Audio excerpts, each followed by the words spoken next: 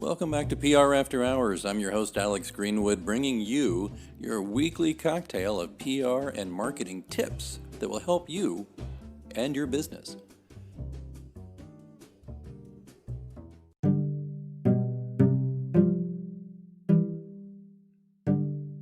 Stick around, we'll get started right after these messages.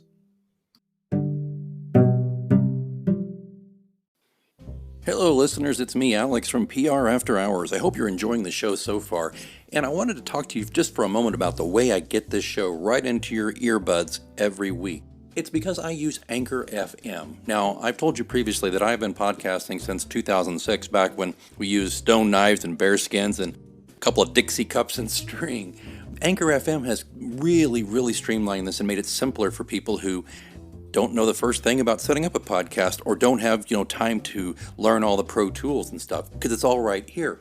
First thing it's important to know is it's free. There are certain tools that will allow you to record and edit your podcast right from your phone or computer. Anchor will then distribute your podcast for you so it can be heard on Spotify, Apple Podcasts, and many more. That's huge.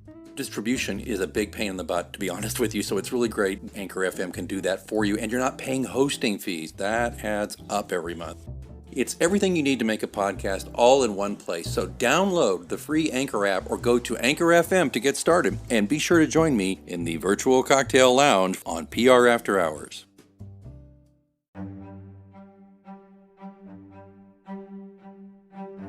Hey, just a quick one today. I found a great article on Ragan's PR Daily that really spoke to me. 5 ways to communicate calm in a crisis.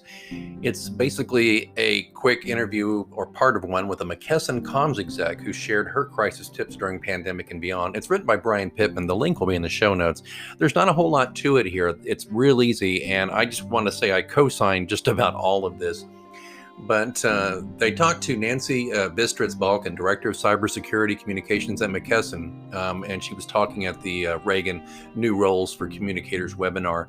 And she's quoted as saying, for example, our CEO has been very accessible and human, during this crisis.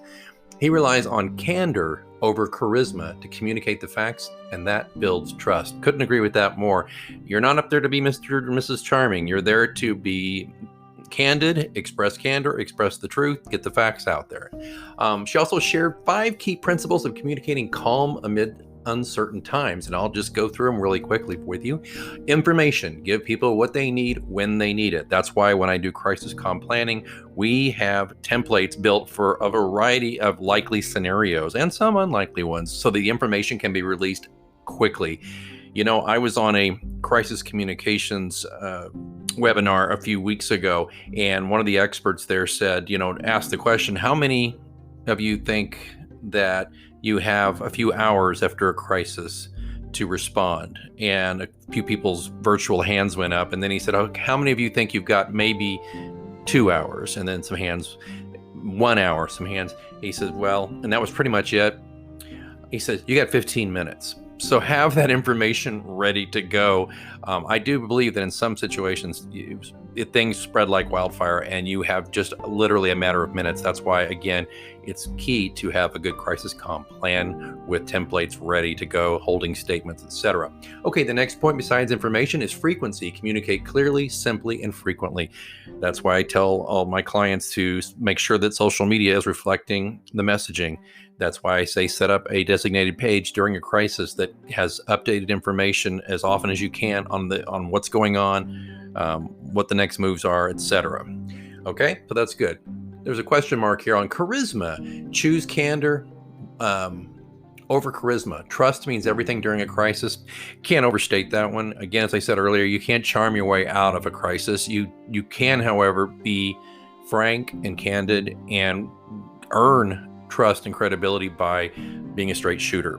And sometimes after a crisis situation ends, if you act in that way, people will think they'd been charmed by you, because it's kind of refreshing to have somebody just tell the truth, give the facts, and do their best to help the media and the public understand the situation. Okay, another point, resilience. Accentuate the positive and strengthen communal bonds to restore confidence. That's huge. The whole thing there is about talking about what you're doing to ameliorate the crisis, the steps you're taking, and doing the things that you've done in the past to be a good brand or organization. Bringing that same value promise to the crisis situation is huge. Be resilient. And the end, help people make sense out of everything that has happened. Once the heat dies down and the media is less interested in the crisis, your work's still not done. You still got to go back and make sure that it's well understood what happened, why it happened, what you did to address it, and what you've done to ensure that it doesn't happen again. Listen, these are all valuable parts of a crisis communication plan, and I do those. I do these very frequently for clients. I help clients from very small companies all the way up and help them plan ahead, plan out scenarios of things that could go wrong, and then we establish escalation protocols and steps that we can take to deal with the crisis with as less damage or as possible to the brand or the organization. If you want more information about that, easy to find me at alexgpr.com, or you can find me through the website here that you found this podcast, and the podcast website is prafterhours.com. All right. Thank you so much. Again, that was an article by Brian Pittman, 5 Ways to Communicate Calm in a Crisis. And you've got the article in the show notes, and you've got my comments on it right here. Thanks so much.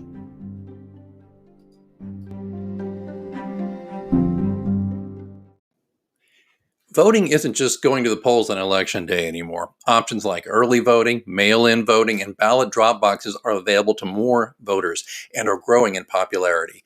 How to Vote, a tool created by Democracy Works, breaks down the options your state offers for casting a ballot, empowering you to decide when and where to vote. Democracy works best when we all vote, but misinformation and confusion about election procedures have resulted in low voter turnout. How to Vote, a tool created by Democracy Works, takes the guesswork out of the voting process. It's easy to use and helps folks from all over the country overcome many of the process barriers to voting. Democracy Works is committed to helping you vote no matter what. Their tool, How to Vote, does just that. So decide when and where you'll vote this year at howto.vote.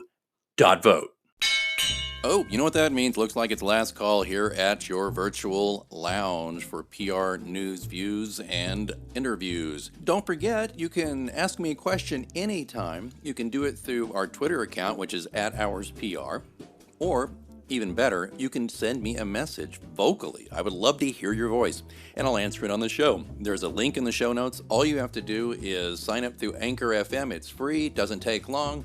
And you record your message, I get the message, I will play your audio, just give me your first name and the city you live in, and then I will answer the question to the best of my ability right here on the show. Don't forget to, if you're enjoying this podcast, you can support it and help increase the frequency and value of the show. Just consider being a sponsor for your brand or your agency or just yourself because you're like, I like this show. Or just drop a few coins in the virtual tip jar. Either way, there's links in the show notes. Please check that out. All of that, of course, being in the show notes where you're listening right now or at prafterhours.com. I see that they're turning up the lights. Last call is over, and I've got to clean up this virtual lounge. And until next time, I'm Alex Greenwood, and you've been listening to PR After Hours on Anchor FM.